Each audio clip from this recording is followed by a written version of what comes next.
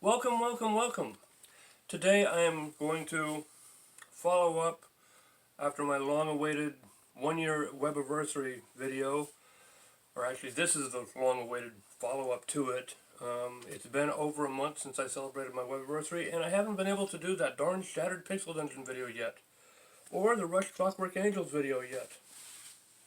I think as I looked into it more, I began to realize things about it, so I needed to change how I was going to portray it. And so I've decided to postpone it even further. The Shattered Pixel Dungeon video, I'm just not ready to do it yet because there's so much to say. And I'm getting tired of having these huge, long videos that no one watches after the first 2 minutes. Because what's the point of talking after the first 2 minutes if no one's listening by that point? Today I wanted to show off a new acquisition, more gear acquisition syndrome products. This is a polarizing filter. Oh yeah, I need to shave badly, don't I? Okay, a polarizing filter is for getting rid of, and I forgot to turn that light on again. A polarizing filter is for getting rid of the glare from looking at lights that are right in front of me while I'm making a video because I wear glasses. Also, hopefully to get rid of the glare from holding up a Kindle or my phone or whatever. And the way it works is I'm supposed to just clip it onto my phone, and then the secondary lens should spin around so that I can adjust for the particular angle of polarization that the reflection has, so that when it's filming, it's excluding only the light that's reflected off my glasses or the light off my Kindle. So it's going to be a matter of tinkering with it and toying to make sure and find out what works and what doesn't. I don't know, could you hear that? It makes a slight grinding noise when it spins, but it feels smooth. And of course there's this trusty little lens cap to put on it to protect it from scratches when you're not using it. This was only like $10 at Amazon. I'll post a link to it in the description, but before I continue I need to shave. And also today I'm going to show off some discoveries on my Kindle, things that rather fascinating helps. I finally got to put my favorite battery saver on my Kindle. I don't know if you can see that very well. It shows an icon of the battery and how much life it's got left in it. It also shuts off apps that haven't really quit in the background to help extend your battery life. And it has a widget in the pull-down menu where you can tell with that glance without having to launch the app. And it has a button for clearing your memory. So it's a very handy thing to have. But fair warning, they've got a fairly aggressive end-user agreement. So make sure you look at that and you're really okay with that before you agree to it.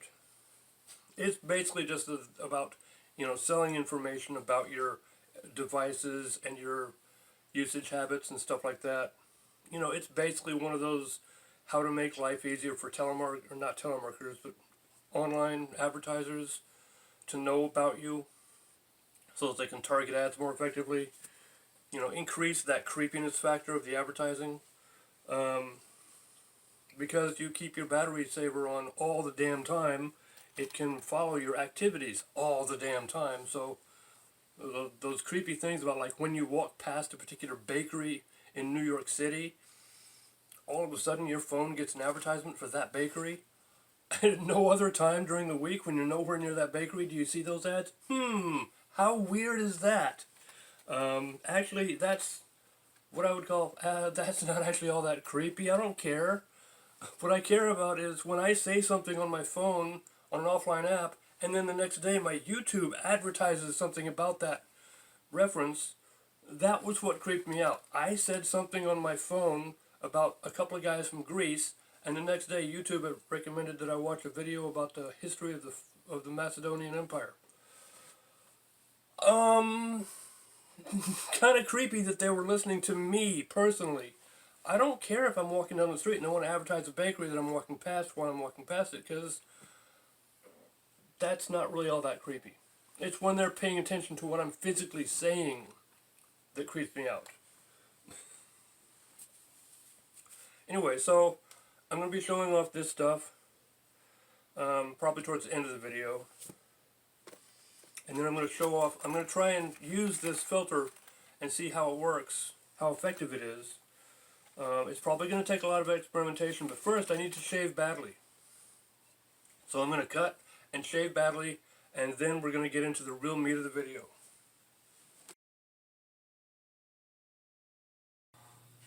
There. Okay, now I have shaved badly. What? That's not what you wanted? Oh, you wanted me to shave well. How was I supposed to know? Okay, let me cut and try this again. There. Now that I have shaved well, I even trimmed my mustache a little bit, I can go on with the video. I wanted to celebrate the return of the infamous Matra Kitkat, those funky green ones that surprisingly are very popular in my household. In this bag I've only got 2 left. So, I'll put a link to these, but also, these are actually really good. It's a matcha powder mixed into the white chocolate, the cocoa powder, or not the cocoa powder, the cocoa butter part of the chocolate. It's just matcha powder mixed into that. So it's really not anything different than what you're eating, it's just that it's got a different flavoring than what you're used to. Okay, so let's experiment with the polarizing filter. Okay, first things we're going to have to do is figure out how to clip it. As you can see, I don't know if you can see this very well, it has an opening about like the Chevy logo, or like one of those fasteners that you slip in and slip to the edge so it holds in place. But it's basically meant to clip on top of my phone like this so that the lens shines through the filter, and then I'm supposed to turn this so that it filters the polarization angle that will filter out the reflection of these glasses and my Kindle. So let's try that real quick. And of course, like I said, I'm going to have a link to the Amazon spot for this in the description below. So let's see how this is going to work. So now I'm shaved, trimmed, and I've eaten. Okay, so now we are using the polarizing filter. This is a lens cap that's supposed to protect the lens when I'm not using it, but it is on the camera now. So unfortunately, I'm not able to really figure out whether or not I've got the right angle because the picture in my phone is so small when I'm trying to test it that I can't really tell when it's getting its good reflection. It does not 100% block reflections because I've got 2 light sources here. So when I look at that one, I probably didn't filter for that one. This one here I'm probably filtered for.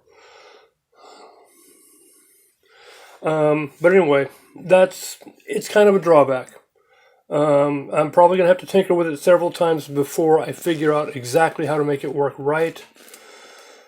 Because I can't tell when I'm using it on my phone whether or not I've got it the right angle. Then I have to film and then look at my film on the computer to see if I had it right. Well, it's really time consuming to have to do that several times in a row each time I make a video, so I'm just going to have to say, well, you know what, I'm going to either learn how to do it by feel or do it several times for each video. I don't know. So anyway, I also wanted to talk about, like I said before though, I'm going to have a link to the product in the description below. It's only a $10 or so polarizing filter. It clamps onto the phone quite nicely. You just have to be careful about positioning. You'll be able to tell when you set to record. If your screen comes up black, you've got it positioned wrong. Like I said, the oval aperture for it, I think, is designed for narrower phones. So you're supposed to put it on the side. But because my phone is a bit wider, I have to put it over the top. So it's a little bit of a adjustment for what you're really doing. Let me show off my new acquisition. Yes, we went back to my happy place. We have now a case of moon pies again. 6 boxes of 12 moon pies each box. the big old double-decker banana moon pies. Such wonderful goodness in every box. It should take me a while to get through this. More than a day. But yeah, so we ordered those again. Before I get into the real meat of this video, I wanted to show off. I discovered today that Beach Cliff has actually changed the packaging on their sardines. Notice the fish steaks are green with green, diagonal, and the sardines are green with white. So if you're looking for one, these are in soybean oil with green chilies. This is actually my favorite way to eat sardines because the peppers kind of cut out the oiliness of the oil. And I've never been a big fan of sardines in water until I ate some with my dad a couple of weeks ago and thought, hey, they're actually not that bad.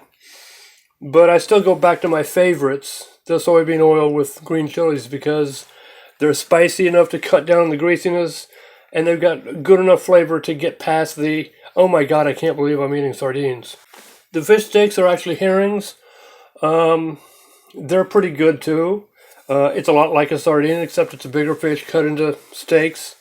But again, also, unfortunately, then, the bones are a little harder. The nice thing about the sardines is that the bones are a little bit more crispy and crunchy like a cracker. So they're not nearly as grotesque and hard to eat. But now the meat of the video. I wanted to get to it quickly. Is there anything else I need to interrupt myself with yet? Okay, good, no. Okay, passcode. You didn't see me typing that because it was wrong. Okay. Look, I'm reading the ebook of my own novel.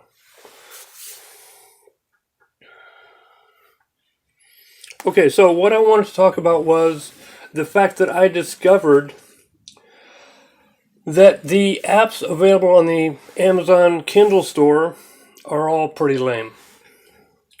If you've gotten some good stuff from the Google Play Store and you're expecting to find it on the Amazon Kindle store, you're not going to find the good stuff there.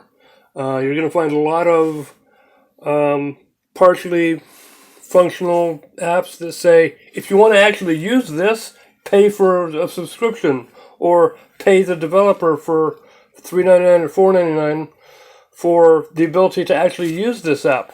Which then you look at it and you're like, well, how would I know whether or not it's worth it if I don't even know whether or not it's any good until after I pay for it?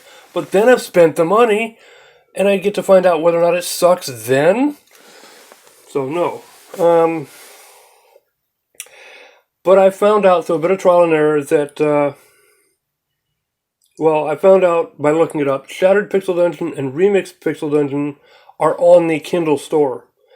The Shattered Pixel Dungeon is updated constantly, along with the version in the Google Play Store. Evan is very good about making sure to keep all versions of his game updated at the same time. So whenever he updates for the Google Play Store, rest assured that your Kindle version will get updated as well. Same thing for you Apple users who are using it on your Apple phones. He'll update those very quickly right after updating the Kindle version. He's also on Discord, so if you are on Discord, you can look him up and keep up with his intents to develop. But like I said, there's a lot to show off for his game because the game itself has a lot going on for it. And I want to make sure that people who might want to get into play it can see all these features. But don't hesitate to get into it because he really is good for his customers. But those being the only two versions of Pixel Dungeon that I could see on the Kindle store, I thought, there's got to be more to it than that. So again, I thought, there's got to be more to the market than that. So I started getting on my Silk browser on my Kindle, which is basically Amazon's version of a browser, and I just looked up the Play Store.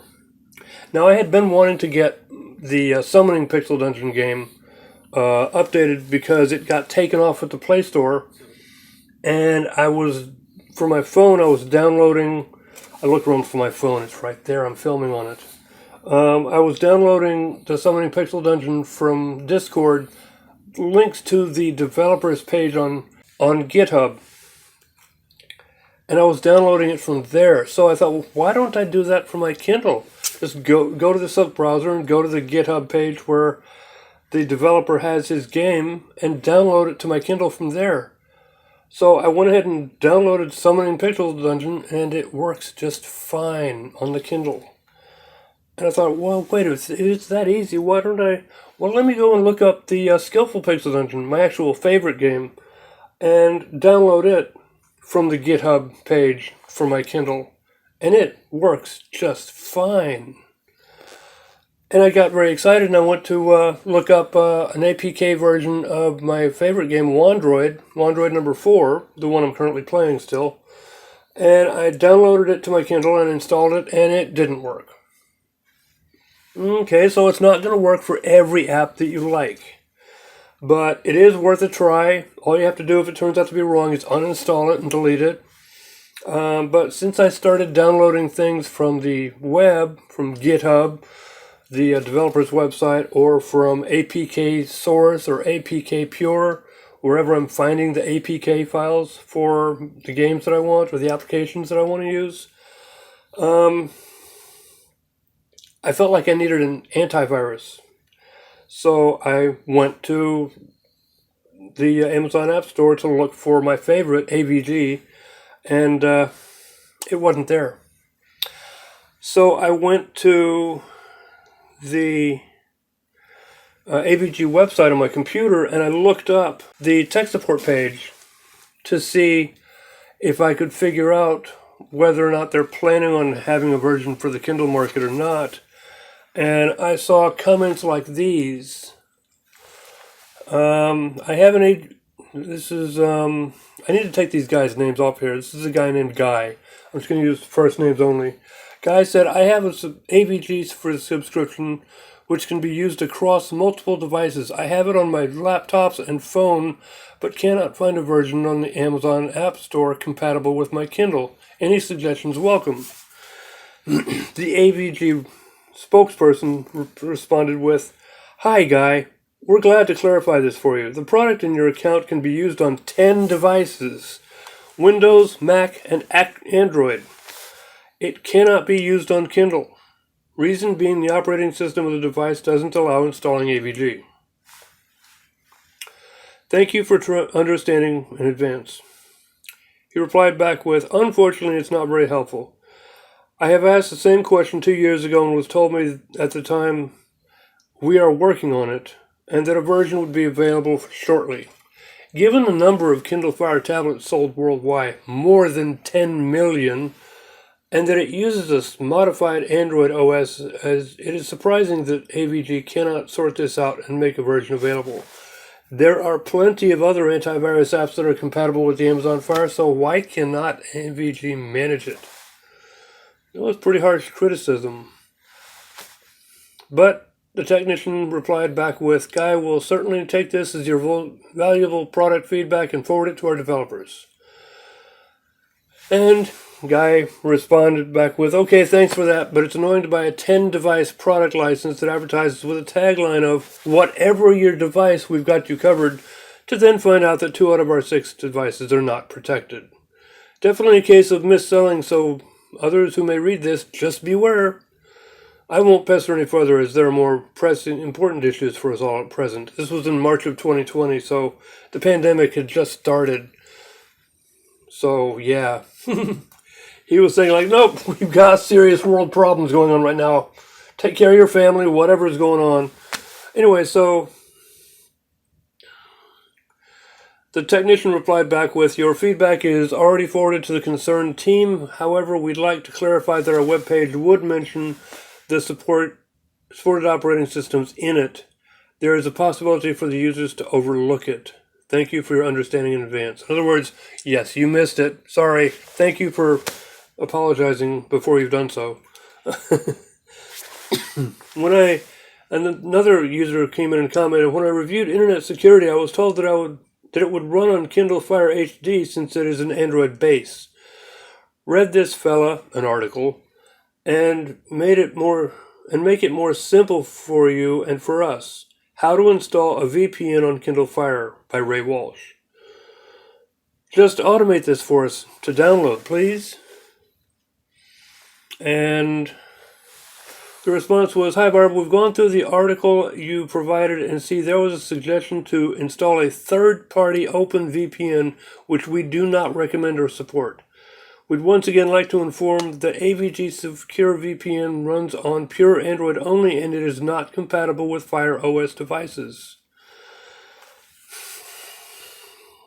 So they're basically just either turning their back on the Kindle, because at one point 3 years ago now, they had said, "We're working on it, we'll have one shortly." I don't know why they either abandoned their intent or efforts, or Amazon just said no. And they don't want to admit that they were just told no. So I've decided to go ahead and go on the Play Store on my Kindle and download and install AVG. Actually, from the Google Play Store, it said that I already had the application installed, which was frustrating because it's like I'm on a different device. How can Google's Play Store not know that? That doesn't have the application already installed. So I had to look for a website where I could find an APK to download to my Kindle and install it. And it installed just fine. So I went back to the AVG website and I said, "I just installed AVG Antivirus on my Kindle using Fire OS 7.3.21 and it is working just fine. Even connected it to my subscription. I would like to also try AVG Cleaner, but I worry about that maybe damaging my Kindle's file system with that. But the antivirus app works great. Especially since I am installing lots of apps from APK websites, I really want to have good and reliable antivirus on my Kindle." Now note, I did not say that I went and got AVG Antivirus from an APK website. As far as he is concerned, I could have been implying that I installed it from the Google Play Store, which he probably knows didn't work. "We are glad to clarify this. We would like to inform you that Amazon Kindle Fire OS is not supported by AVG. We always recommend customers to install AVG mobile apps from Google Play Store and not from Google Browser as APK file." So basically they were telling me don't install AVG on your Kindle, even though it works. So if you're a fan of AVG, don't get a Kindle. Basically that's what they're saying. But for me, it works just fine. Just know that you're not likely to get any tech support from AVG because they're just not going to support it. But if you can get it to install, it works just fine. It scans. I would be aware of the clean junk function built into it because, again, I don't know if it will accurately function within the Kindle operating system. I don't know what it is that's different about the Kindle's Fire OS than normal Android, so I'm afraid to mess with anything else on it, but at least I know the scanning works just fine. Now, as to whether or not maybe if they have different viruses on the Kindle than they do on the phones, I don't know. But I just wanted to put in my 2 cents worth of saying that, no, I'm sorry, it works just fine.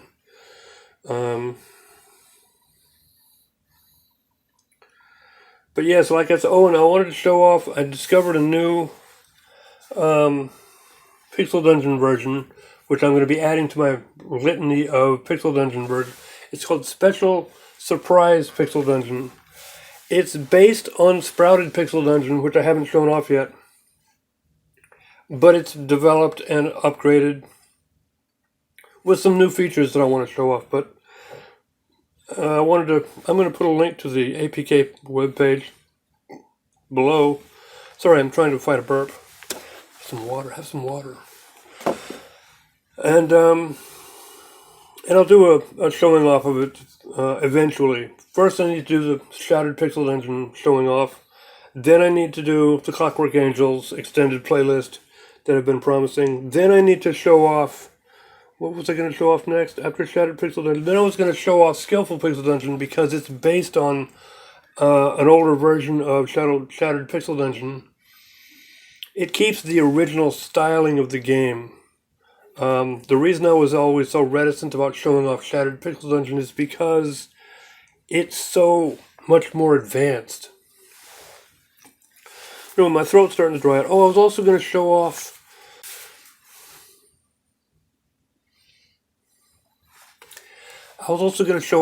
the Kaspersky battery saver.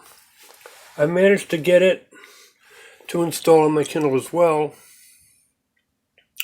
And it clears items from memory. Actually shuts them down, closes them.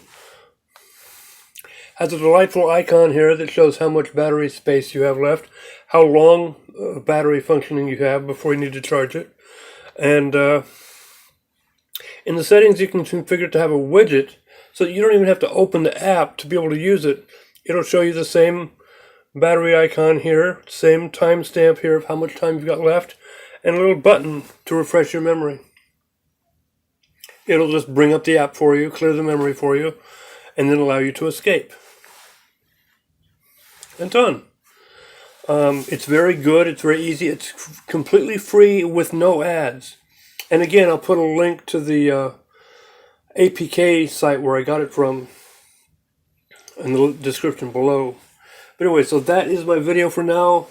Got my happy place. Anything else?